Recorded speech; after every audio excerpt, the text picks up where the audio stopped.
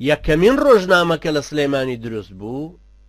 مێجەرسۆن کە ئینگلیزە هێنای چاپخانەکەشی هێنا لە سلێمانی دەری کرد و ڕەمزی قەزاز و ئەوانەشی لێکۆ کردەوە، خۆشی بوو بە سەرنووسەری کە ئینگلیزە کە بوو بە حاکمی مطلقی سلەیمانی، بەڵام لە بەرەوەی شارەزای زمانی کوردی بوو یەکەم ژمارەش ئەو چاپی کردو کەوا بوو کوردایەتی کە تێکەڵ بە ئەلمانیەت بوو لە سەراسەری یەکەمیەوە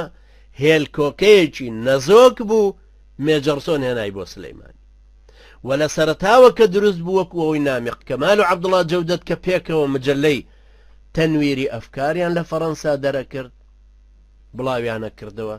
کە فیکرەی مۆنتسکیۆ و هەروەها فیکرەی ڕۆژهەڵاتیەکانیان لەسەر دامەزراندنی دەوڵەتی قەومی و شێوازی کارکردن هێنا بۆ میلەتی ئیسلام و ویستیان دەوڵەتی عوسمانی شیرازە بسێنن بە تایبەتی لەو کاتەیە کە سوڵتان عەبدولحەمید زیاد لە 30 ساڵ حکومێ کرد و فیکرەیەکی دروست کرد بوو بەرهەڵستی ئەوانە بکە بە ناوی فیکرەی دروستکردنی جامعەی ئیسلامی. واتە جامعەی ئیسلامی بەستی لەوە بوو کە فیکرەیەکی ئیسلام خوازی کە هەموو لایەک کۆ ئەکاتەوە. ئەمەش بوو وای کرد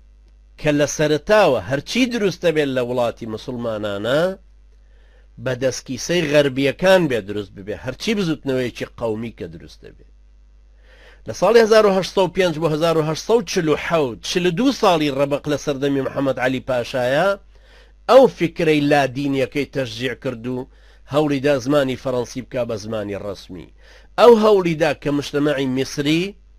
زیاتر بەرەو تەغریب ببا وەکو غەرب زەدەی کە ئێران پێڵێواتە بەرەو نامۆبوون.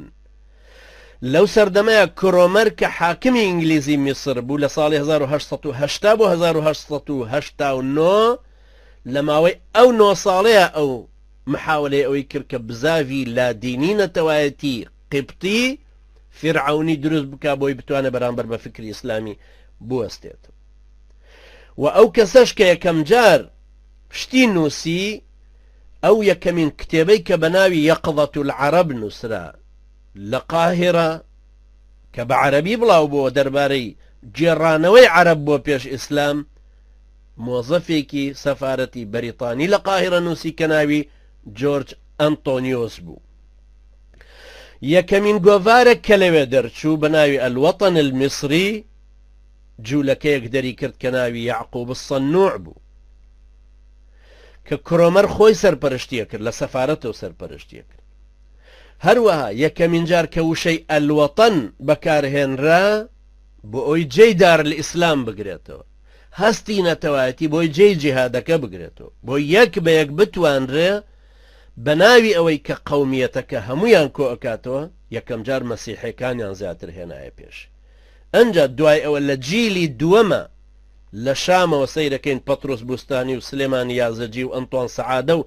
جیلی دوای ئەویش ساتع الحوسەری و مێشل عەفلەق و ئەمانە وردە وردە هاتنە پێشەوە بە نیسبەت منطقەی عەرەبی و بە نیسبەت منطقەی کوردی و هەروەهایە تۆرانیزمەکەش هەر بە هەمان شێوەیە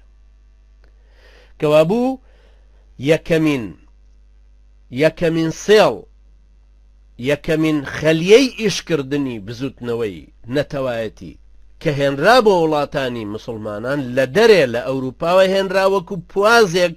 بخرێتە نێوان ئومەتی مسلمان و شەقار بکرێ بۆ ئەوی لە توپەت بکرێ بتوانن ئاسان سەیتەرەی بکەن بەسەرا. بۆیە مەسەلەی قەومیەت و استشراق واتە ڕۆژهەڵات ناسی و تەبشیر یعنی بڵاوکردنەوەی مەسیحەتی کە مقدماتێک بوون هەمووی بۆ ئیستیعمار هەمویان پێکەوە هاتن بۆ لەتکردنی ئومەتی مسلمان.